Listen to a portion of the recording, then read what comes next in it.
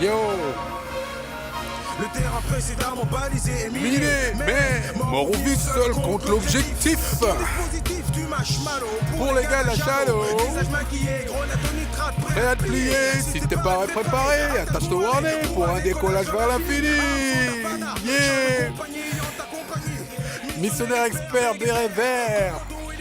Boss basané bizarre, comment ça va Edoum? Les boss basanés bizarres sont là, ça va très bien, merci. Yeah, frais. Enfin, je dirais chaud. Parce que là, il commence à faire bien bon. Ah, c'est un kiff, hein. Franchement, c'est un vrai kiff. Alors, c'est un kiff non seulement de faire le podcast, parce que franchement, chaque semaine quand on se retrouve, pour moi, c'est vraiment un vrai plaisir que de parler de tout ça, quoi. Je sais pas ce qu'il y en est pour toi. Bah, c'est pareil, moi on m'a dit, ouais, on a vraiment l'impression que vous vous amusez. Donc, je confirme, on s'éclate et avant tout on le fait pour les autres et on prend beaucoup de plaisir à le faire et voilà quoi, et c'est un échange qui est très constructif et intéressant. Non, c'est vrai. Moi aussi, moi, j'adore ça. J'adore. Bon, ce n'est pas que j'adore parler de moi. Il faut pas se méprendre. Mais en fait, j'aime bien partager un peu de mon expérience, partager un peu de mon savoir, de notre expérience. Nous aussi, comme on vous le dit, hein, souvent on est en route, hein, on est en train de créer des choses, d'avancer dans la vie. Et puis, on s'est dit que ce serait intéressant de partager un peu ce bonheur qu'on a à entreprendre, ce bonheur qu'on a à créer des choses, à proposer des choses. Et on se dit que ça peut aussi profiter à d'autres boss basanés bizarres et où qu'ils soient. Donc, si vous nous écoutez, c'est super. C'est vraiment une très très bonne chose. J'ai appris qu'il y a pas mal de gens qui nous écoutent et de plus en plus. Donc, merci à vous. Alors, vous pouvez nous contacter sur le mail contact@bossbazabiz, le Facebook bossbazabiz, Instagram c'est Boss Bazabiz, et le Twitter c'est @. Boss Bazabiz. C'est ça, tout à fait. En fait, c'est facile, il y a toujours Boss Bazabiz en fait. Oui, c'est ça, c'est Boss Bazabiz, BOSSBASABIZ.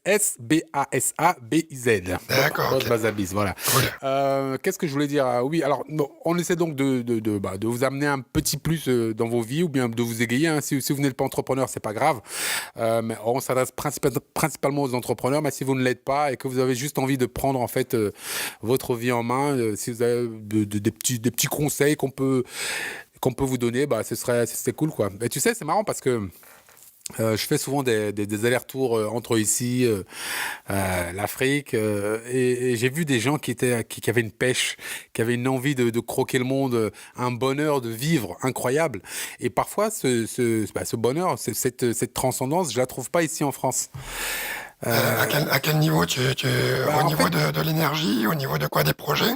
Oui, en fait, les projets, c'est peut-être encore les projets, ça, c'est encore un autre sujet, mais c'est surtout au niveau de l'énergie parce que souvent, c'est souvent le porteur de projet qui initie les choses. Et si lui-même n'a pas la pêche, n'a pas l'envie, n'a pas la niaque pour aller tout casser, c'est compliqué d'aller au bout de ses projets, ou même simplement de se dire qu'on a l'énergie pour aller au bout. Ah oui, mais là, par rapport aux boss basanés bizarres Ouais. qui sont d'Afrique notamment ou d'autres pays du Sud, c'est vrai qu'il y a une chose qui est à rappeler, c'est que la création et l'innovation, elle naît souvent de contraintes. Donc c'est vrai que plus les gens ont des contraintes et plus ils ont envie de se dépasser, de se défoncer, quoi. Et ici, moi, on en voit quand même pas mal. Mais c'est vrai que là-bas, ça va être foisonnant. En plus, on sait que l'Afrique, c'est quand même le continent de demain, je crois. Oui, absolument le continent de demain, ça j'en suis persuadé, parce qu'en fait, il y a tout à faire. Donc Ouais, forcément, quand il y a tout à faire et qu'il y a tout à construire, c'est sûr que les gens sont plus motivés à faire les choses. Alors je me suis dit que ce serait intéressant. On lit pas mal, on écoute des podcasts, on s'informe un peu de ce qui se passe et je me suis dit que ce serait intéressant pour ce podcast de donner 5 trucs qui pourraient permettre justement à nos boss bazabiz ou qu'ils soient, Yes. que ce qu'ils soient en Afrique, en Amérique du Sud, en Amérique du Nord, enfin peu importe où ils se trouvent, de trouver l'énergie pour faire les choses parce que c'est quand même important déjà d'avoir la pêche soi-même pour pouvoir aller plus loin. Ça, je pense que c'est indispensable. Qu'est-ce que tu en dis, Adoum? Là-dessus, totalement en accord avec toi. Après, sur les choses qu'on a données, c'est des choses, je pense, qui sont extrêmement personnelles. Donc, t'as bien fait de préciser tout à l'heure que nous-mêmes, on est dans notre propre énergie d'avancer. Donc on n'est pas encore arrivé au bout du chemin. Mais voilà, effectivement, on peut partager quelques éléments qui ont fonctionné pour nous, des choses qui nous ont permis peut-être de surmonter des moments un peu plus compliqués, et surtout ce qu'on a pu constater en termes d'expérience sur peut-être les meilleurs éléments de la réussite. Et là, ce sera des transferts de choses qui nous ont été enseignées par d'autres, quoi. Non, c'est vrai. Alors, le premier tips que je pourrais te donner pour rester performant malgré tout, c'est peut-être de se dire, si tu te places dans la position d'un entrepreneur d'un entrepreneur qui a son entreprise, qui doit justement travailler avec des gens dans cette entreprise. La première question qui pourrait se poser, c'est est-ce qu'on se donne le temps pour sortir du stress? Parce que le stress, c'est vrai que c'est un élément qui est très important, surtout dans nos sociétés ici en Occident. Je trouve que ce stress intervient de manière différente en Afrique, par exemple, où j'étais, où les gens, malgré ce stress, gardent quand même une certaine bonhomie. Alors que ici, c'est tout de suite, c'est un facteur très bloquant. Et les gens sont, je pense, beaucoup plus, c'est plus radical ici. J'ai cette impression en tout cas. C'est radical aussi parce que ici, on en revient toujours au même sujet dont on parle au fil des podcasts. C'est la notion de comment est perçu l'échec. Et donc, effectivement, ici, tu as plutôt intérêt à, quand tu prends une décision, à pas te rater. Parce que les gens en face vont pas te rater. Et c'est vrai qu'en Afrique, et même dans d'autres pays, parce qu'on peut parler du Vietnam, on peut parler d'Amérique du Sud, comme la Colombie ou le Mexique, tout simplement, on a beaucoup de bons retours et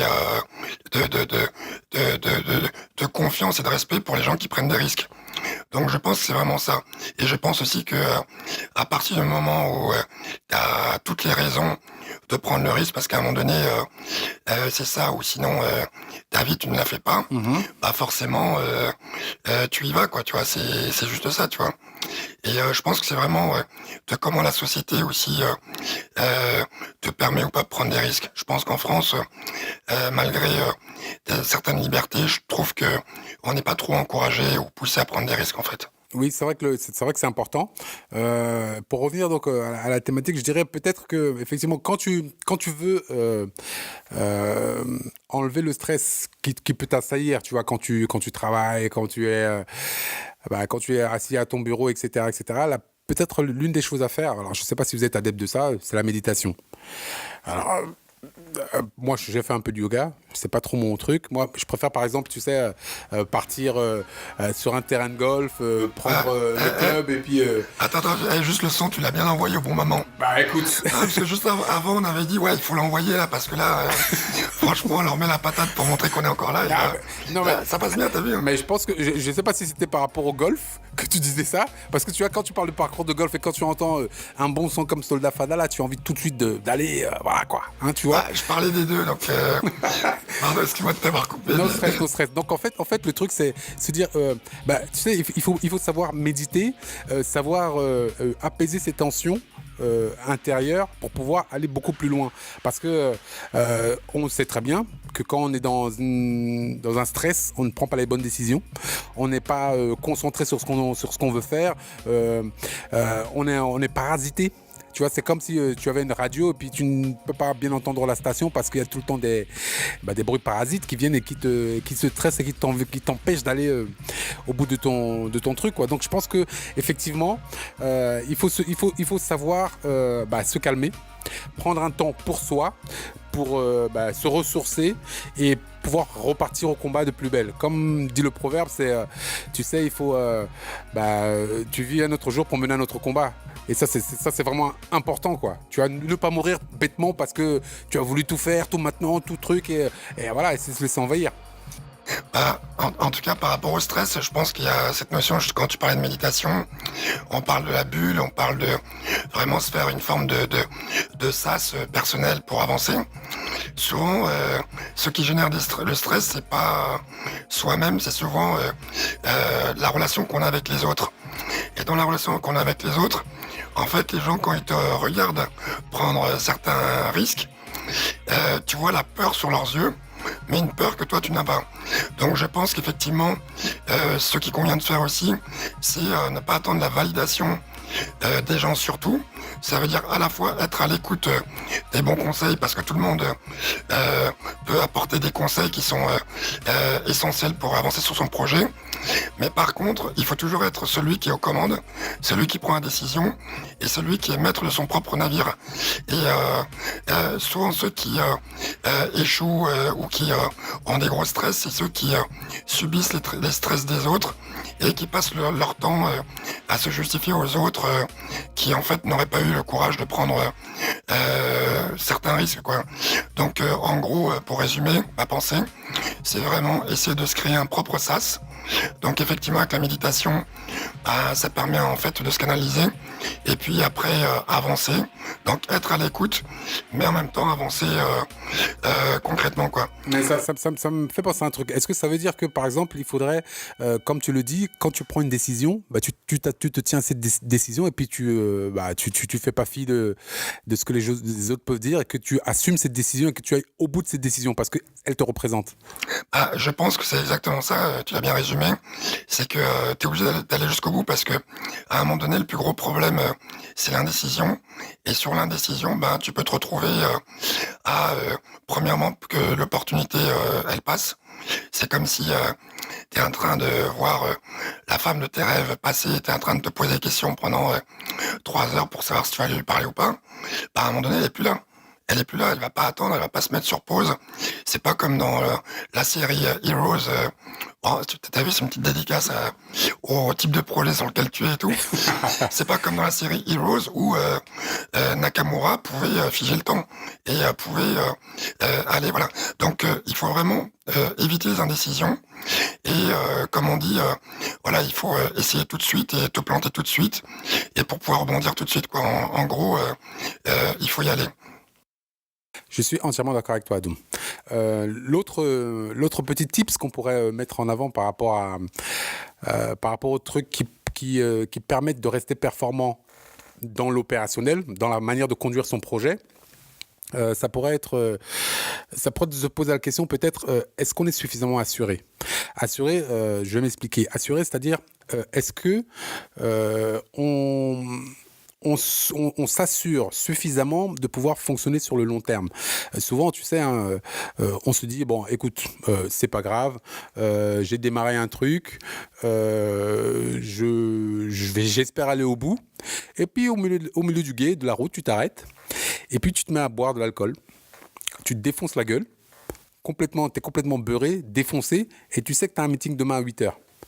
Ça, c'est par exemple l'exemple d'une personne qui ne s'assure pas d'aller au bout de son projet. Tu vois ce que je veux dire ? Ouais. Donc, c'est simplement se dire, OK, on a un véhicule qui est notre corps. Et ce véhicule, on doit en prendre soin pour essayer quand même de finir la course. On ne sait pas si on va la finir, mais on va essayer quand même. Mais je ne peux pas me dire, je suis au volant, je me beurre la gueule, et je me dis, de toute façon, je suis sûr que la route est suffisamment large, je vais y arriver. C'est pas possible. C'est éviter ces dérives, en fait, parce qu'on a tous des postures de dérive, on va dire des points faibles, tout ça. Et effectivement, il faut très rapidement juguler tous ces points faibles. Et c'est vrai que par rapport à l'alcool, là encore une fois, si tu considères que ton projet, c'est ton navire et que tu es en train de garder un cap, tout ce qui pourrait t'éloigner de la maîtrise de ton navire et ton objectif, il faudrait l'éviter. Tu parles de l'alcool, tu parles, encore une fois, on va reparler, tu parles de certaines relations intimes, tu parles de certains types d'amitiés qui sont nocives, tu parles de rêves de tes parents qui sont leurs rêves, mais qui sont pas les tiens. Tout à fait. Tu parles de beaucoup de choses qui ne sont pas ton cap à toi, parce que tu es seul maître de ton avenir, ton navire et ton avenir du coup aussi. Non, c'est vrai. Et d'autant plus que là, on parle d'alcool, mais ça comprend aussi d'autres choses. C'est simplement manger.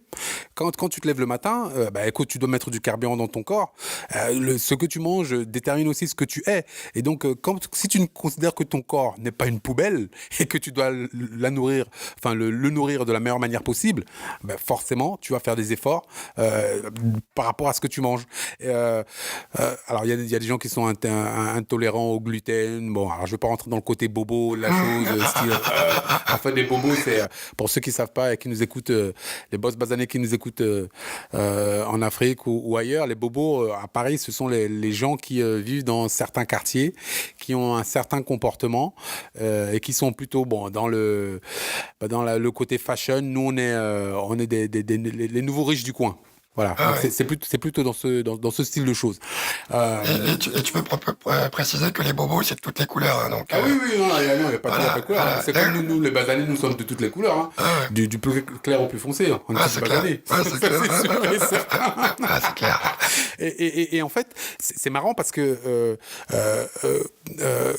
oui, quand je reparle du véhicule qu'est le corps, il est essentiel de savoir ce que tu ingurgites, ce que tu mets dedans, comment est-ce que tu te nourris, ne pas manger des hamburgers toute la journée parce qu'on sait forcément que c'est nocif, ne pas se gaver de soda toute la journée parce qu'on sait que forcément c'est nocif. Tu sais, il y a des gens qui ont une grande addiction au sucre, tu vois, et ils pensent que le sucre leur donne des coups de boost. Mais on se rend compte que pratiquement tout ce qu'on mange est sucré, trop sucré. Donc quelque part, tu développes une addiction envers quelque chose qui ne va pas être bénéfique dans le futur. Parce que demain ou après-demain, ton entreprise réussit, ou tu réussis, je sais pas moi, à rencontrer la femme de ta vie et que c'est un truc superbe. Ben voilà, tu te mets un clou dans la chaussure. Simplement parce que à ce moment-là, tu n'as pas fait attention sur ce chemin, ce qui ne garantit pas forcément que tu vas vivre éternellement ou bien que tu auras une vie superbe sans problème. Mais si on peut s'éviter ça. Je sais pas, j'avais l'impression que quand tu réussissais, il fallait avoir le gros ventre. Donc en fait, tu me confirmes que non. Parce que moi, justement, c'est l'objectif. Non, et quand tu réussis, il faut avoir le gros ventre plein de bonnes graisses et d'huile de palme. Rempli d'huile de palme. Voilà. Parce que pour moi, c'est le cap. Je me suis dit, bon, à 50 balais, il faut que je commence à avoir la petite bedaine, donc j'ai encore de la marge. Et voilà, quoi. Non, mais en fait, ce que tu résumes, c'est un esprit sain dans un corps sain. Et effectivement, pour pouvoir gérer toutes les projets et tes objectifs en même temps, tu es obligé d'avoir les idées claires et tu es obligé d'avoir être à l'optimum de tes capacités intellectuelles et physiques. Et donc, effectivement, il faut que tu te nourrisses bien. Après, c'est vrai que en termes d'alimentation, souvent, quand on fait des projets, on a l'habitude justement d'être pris par ce rythme de la vie. Là, tout à l'heure, on s'est fait aussi la remarque. Sachez qu'aujourd'hui, c'est la première fois qu'on a mangé avant de faire le podcast. Et donc là, on est d'attaque, on est vénère, on est gonflé à bloc, tout ça. Et on a pris le temps de manger, on a commencé un peu plus tard, et on s'est posé tranquillement et tout.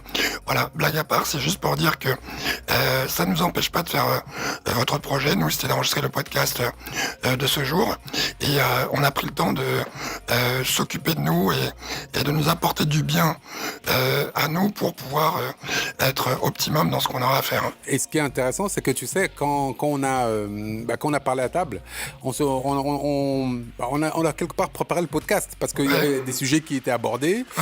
Certains étaient d'accord, d'autres pas d'accord, d'autres qui se taisaient, qui attendaient le rebond pour pouvoir bondir sur la gorge de son interlocuteur. Exactement. Mais bon, tu vois, on a préparé la chose de manière beaucoup plus conviviale et je pense que on est beaucoup moins stressé parce qu'en fait, alors peut-être que vous allez le remarquer. D'ailleurs, envoyez-nous un message sur bossbazabiz, mail bossbazabiz.com pour nous le dire. On est peut-être un peu moins stressé qu'auparavant parce que quand on mangeait pas avant, on a peut-être les crocs, on se dit il faut finir, faut y aller, j'ai faim. On se dépêchait, ouais. Ça, je sais pas. Bon, bref. Alors, donc on était au deuxième conseil pour avoir une vie un peu meilleure. Le troisième tip, ce serait peut-être de savoir si on est suffisamment actif ou pas. Parce que c'est vrai que nos vies modernes, c'est des vies de sédentaires. Tu vois, tu es assis derrière ton ordi, tu fais ta journée derrière l'ordi, etc. Ou tu es sur ton canapé, sur l'ordi. Et en fait, on bouge pas. Nous humains, nous sommes faits pour bouger. Alors, c'est pour ça qu'on a des pieds, qu'on s'est mis à lever et marcher. On est fait pour bouger. Et plus on bouge, plus on fluidifie notre circulation sanguine, et moins il y a de problèmes de stagnation, moins il y a de cholestérol, il y a moins de tous ces problèmes qui vont avec le fait de ne pas bouger. Exactement. Parce qu'on est sédentaire, tu vois. Oui. Et je pense que Ce qui serait intéressant, c'est de savoir donc si on est suffisamment actif, et donc peut-être que le moyen d'y pallier, ce serait de se dire, bah écoute, je fais une pause toutes les heures, toutes les 45 minutes, bah je me lève, je vais faire une marche. Je vais marcher dans la pampa, voir s'il y a un lama qui s'y trouve. Par contre, là, ça m'arrange pas parce que si nos collaborateurs t'entendent là, ils vont nous faire des pauses tous les 45 minutes. Non, mais on peut dire 1 heure. On peut dire 1 heure, tu vois. 1 heure, ouais, 1 heure, c'est Voilà, vrai. tu vois, bon, 1 heure, mais en fait, bon, tu te lèves, tu vas pas aller faire la Châtelala à Châtelet-Léal, hein. C'est pas le truc, mais tu... Châtelala à Châtelet-Léal. Ah, Voilà. comme quoi je suis un rappeur, hein. Tu vois, la rime, franchement, hein. ouais. Châtelala, Châtelet-Léal, on est bien. Non, sérieux. En fait, c'est simplement dire, bah écoute, il faut juste se dégourdir les jambes 5 minutes. Il y a même des positions que tu peux prendre en travaillant, qui sont un peu plus dynamiques, moins lascives, tu vois, tu peux même aller faire d'autres trucs qui sont un peu plus hats, mais bon, 5 minutes, ça suffit pas pour moi. Est-ce que tu connais, tu sais, T'as pas vu t'as pas relevé l'allusion, là? Non, vas-y. Ok, non, bref. Ouais. Bon, là, du coup, il m'a chopé en flagrant délit de panthère prête à bondir et tout. Ah, vas-y, excuse-moi. Non, c'est cool. Non, l'allusion, c'était juste, bon, c'était un peu salace. Non. Attends, laissons. Arrête, on va nous dire que, franchement... Okay. Non, je disais que, est-ce que tu as vu que dans pas mal d'entreprises canadiennes et américaines, ils parlent de ce qu'on appelle le CHO. C'est Chief Happiness Officer. C'est-à-dire que quand tu parlais de la position, de prendre le temps de se reposer, même dans les entreprises importantes, on met de plus en plus la notion de bien-être au travail en avant. Parce qu'en fait, on se rend compte naturellement que ça a un impact direct sur la productivité. La machine qui travaille comme un bourrin toute la journée, sans arrêt, parce que dans nos sociétés, on a l'impression que de travailler comme un forçat, c'est forcément produire. C'est totalement faux, puisque en fait, à un moment donné, le cerveau a une forme de surcharge, et à un moment donné, on a l'impression de travailler, mais on est plus productif. Donc juste de sortir, s'oxygéner, aller prendre un café, sortir 2 ou 3 blagues avec des amis ou des collègues, ça permettrait effectivement de se relaxer. Après, sur l'autre chose, comme tu disais, par rapport au fait de la productivité, de se relâcher un peu, ça c'est s'autoriser aussi. C'est-à-dire que on parle souvent d'expression qui veut aller loin, ménage sa monture, mais ménageons notre propre monture à nous d'abord, qui est notre corps. Et à un moment donné, il faut pas culpabiliser de pouvoir avoir le droit de se reposer, quoi. Tout à fait. Donc le 5e type qu'on pourrait donner, donc je rappelle que le premier c'était de se donner le temps pour sortir du stress. Le deuxième c'était est-on suffisamment assuré, donc assuré dans le sens est-ce qu'on ménage la monture qui est son corps pour pouvoir aller plus loin, comme tu le disais. Le troisième c'était êtes-vous suffisamment actif, donc est-ce qu'on bouge suffisamment, est-ce qu'on n'est pas trop sédentarisé, trop assis sur son canapé à faire des conneries. Je vous vois, je vous regarde, je vous vois, je vous entends, je vous vois. Et donc, en fait, le 4e titre, ça pourrait être de se demander si l'environnement de travail dans lequel on agit est sain. Est-ce que vous avez ouvert la fenêtre, par exemple ? Simplement, est-ce que vous avez rafraîchi l'air ? Moi, je le fais pas souvent. C'est pour ça que quand j'ai eu ce conseil, je le fais de plus en plus souvent, et je pense que ça m'apporte... c'est bien, au moins de l'air frais, quoi. Tranquille. Qu'est-ce qui t'a conseillé ça? C'est ta mère ou Non, j'écoute un podcast. Moi, j'apprends tout sur le podcast. D'accord. Moi, c'est vraiment mon truc. Et puis, comme tu sais, je vais pas dire, mais je pète souvent. Non. Non, je blague. Non. Bon, bref. En tout cas, ouvrez les fenêtres pour rafraîchir l'air. Ça, c'est important. Ouais. Et surtout, par exemple, tu sais, il y a des gens qui travaillent dans des pièces qui n'ont pas de fenêtre. Ouais. Et travailler dans une pièce qui n'a pas de fenêtre, c'est très très nocif, parce que il faut de la lumière du jour. Il faut aller, tu sais, tu sors 2 minutes, tu prends un peu de soleil, que le soleil tape ta peau, tu te sens tout de suite mieux. Parce que quelque part, tu t'es rechargé en énergie. Nous sommes des êtres naturels, on n'est pas des êtres qui sont faits pour vivre dans le béton. Bien sûr. Tu vois, donc ça c'est vachement important. La rayonnance, le soleil, la vitamine D, tout ça. Regarde tous les gens avec le soleil là qui est apparu avec la chaleur. les smiles, les gens qui sont tout guirés. La lumière naturelle et tout ça. Bah ouais. voilà, exactement. Non mais voilà. Après, concernant les conditions de travail, c'est vrai que certaines fois vous n'avez pas trop le choix parce que quand on est boss basané bizarre et que on développe sa petite activité et qu'on a des petites sociétés. Tu parles des gardiens de nuit. Il y en a beaucoup. Oui, non mais c'est Bah oui. vrai. Ouais. C'est vrai que les gardiens de nuit. Après, eux, ou ceux effectivement qui travaillent en heure décalée, de pouvoir sortir, parler avec les collègues, même ne serait-ce que même s'il fait la nuit, pour ceux qui travaillent la nuit, comment c'est agréable, tout ce calme, ce silence, on se ressource aussi, quoi, tu vois.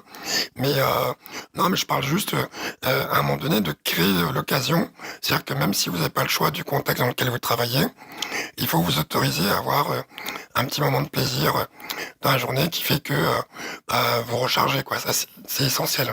Tout à fait. Je suis entièrement. On ne peut plus d'accord avec toi, mon cher Adoum. Oh, bah, tout à fait. Moi, Mais tout à fait, mon cher. Ah, moi aussi, ouais. Complètement.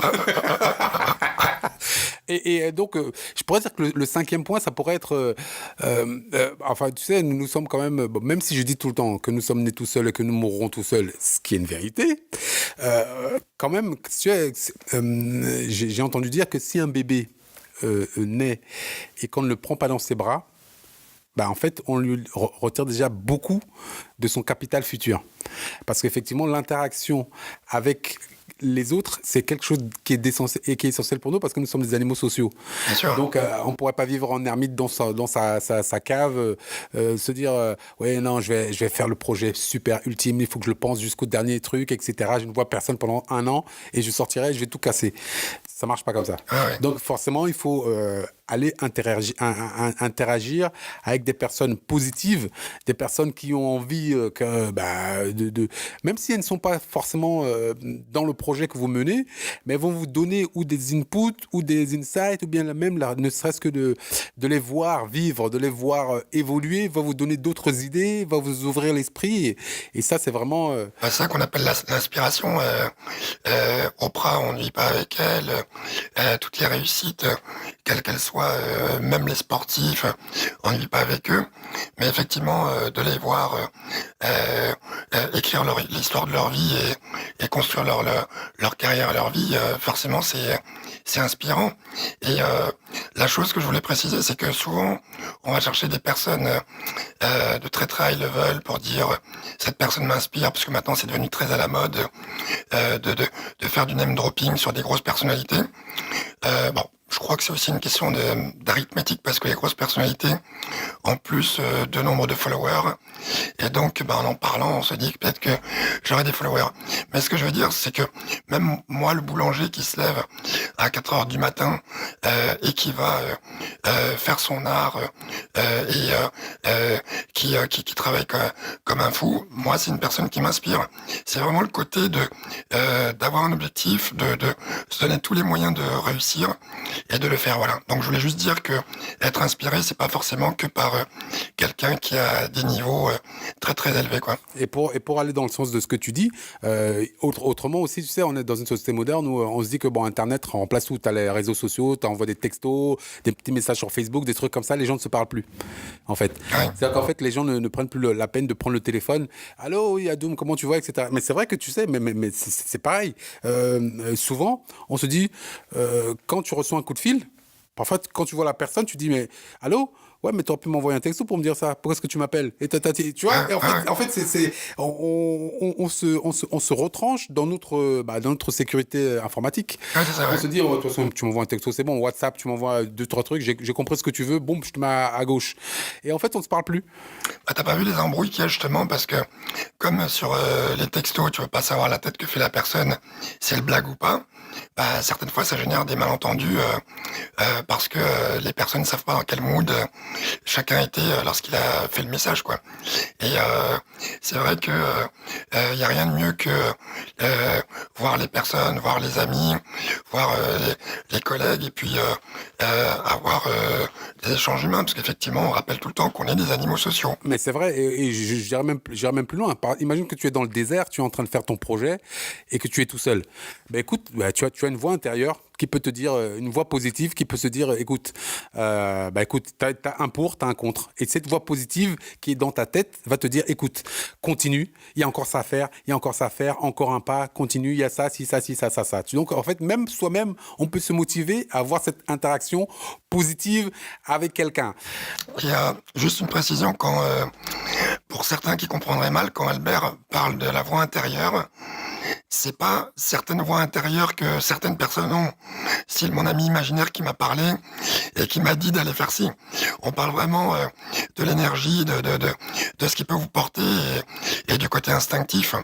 Et effectivement, j'invite certains, je vous invite même tous, à essayer d'un jour voir ce que ça fait d'être en plein désert et être tout seul. Vous verrez qu'en fait, vous n'êtes pas tout seul parce que on a l'impression d'être collé à l'ensemble de l'humanité. C'est-à-dire que même dans le désert, on n'est pas seul. Après, sur ce que tu disais par rapport aux enfants qui n'ont pas eu d'affection, quand ils étaient petits, je crois qu'il y a une expérience qui a été faite en Roumanie. Là encore une fois, tapez notre ami Google pour vérifier. Mais dans cette expérience, ce qu'on a vu, c'est pas simplement que après c'était plus difficile pour eux de faire leur vie. C'est juste qu'après ils devenaient complètement fous. C'est-à-dire qu'un être humain qui n'a pas sa dose d'affection et qui n'a pas une interaction avec un de ses congénères, il peut aller vers la folie. Donc voilà, animaux sociaux, libérer les interactions, mais par contre, soyez toujours maître de votre cap et de votre navire. Yeah, yo, c'était une bonne fin, ça, Adoum. Yes, tu vois, yes. comme par hasard, on arrive à la fin. Parce que j'ai bien mangé, c'est pour ça, t'as vu? C'était les boss, Bazabiz. Yes. Yo. Merci beaucoup, Adoum. Donc, la thématique d'aujourd'hui, c'était c'est 5 tips pour essayer de vous sortir un peu de votre confort personnel et puis interagir avec les autres pour essayer de conserver, d'entretenir ce vaisseau qui va vous permettre de vous réaliser dans votre vie et puis de faire des choses extraordinaires. Voilà. Donc, boss Bazabiz, à très très bientôt. Merci beaucoup de nous avoir écoutés. C'était Ménélique et Adoum. Merci. Peace, merci. À bientôt. Rouge blanc c'est comme Charlie, la section s'organise, puis se subdivise. Les hommes fantômes disparaissent, puis réapparaissent. Les dépenses et ailes transpercent la défense adverse. Ton dispositif fume marshmallow pour les gars de la halo. Combat égal défait égal ciao. Ton dispositif fume marshmallow pour les gars de la halo.